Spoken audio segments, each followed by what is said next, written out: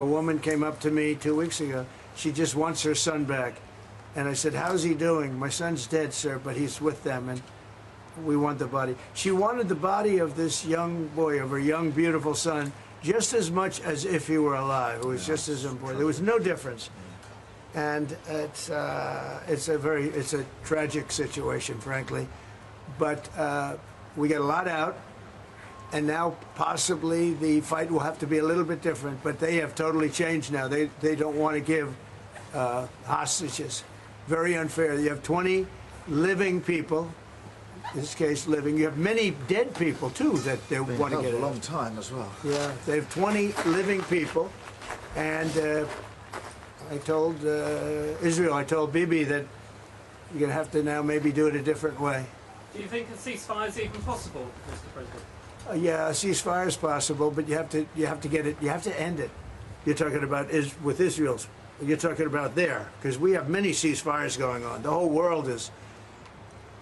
If I weren't around, you'd have right now 6 major wars going on. India would be fighting with Pakistan. You see what we just did yesterday with 2 nations that we're trading with. And during the trade, I said, I'm not going to do any trade deal unless you guys settle your differences. And we got it settled in 24 hours. I mean, they just announced it was settled, which was a tremendous thing. But Serbia, Kosovo is another one. We have many hotspots that were at war. I think a very big one was India and Pakistan, because you're talking about 2 nuclear nations. That was a very big one.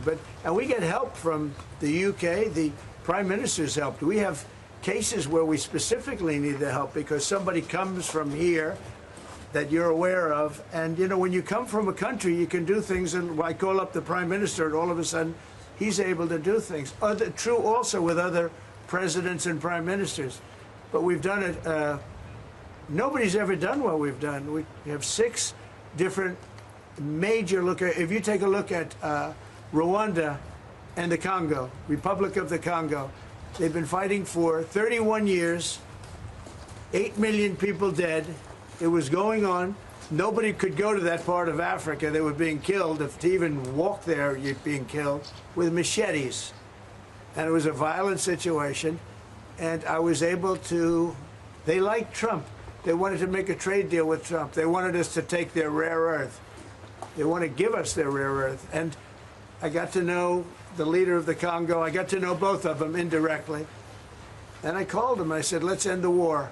I don't want anything until you end the war. And we ended the war. As you know, the foreign ministers came up 2 weeks ago, and the leaders are going to be coming very shortly to Washington, Rwanda and Congo. I mean, that's another one that we did. So we've done a lot. It's an honor to do it. It's not hard for me to do it. And I use, not in all cases, but I use a combination of knowing them a little bit, or in some cases knowing them a lot. I knew, you know, the leaders of Pakistan and India. I know them very well. And, you know, they're in the midst of a trade deal, and yet they're talking about nuclear weapons. I say, this is crazy. So I said, I'm not doing a trade deal with you guys. And they want the trade deal. They need it. I'm not doing a trade deal with you if you're going to have war.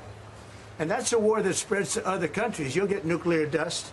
We'll all get nuclear dust. When they start using nuclear weapons, that stuff blows all over the place, and really bad things happen. So maybe we're being a little selfish when we want to save wars, too. But we stopped a lot of wars, and it's a great honor to have done it. Thank you all very much.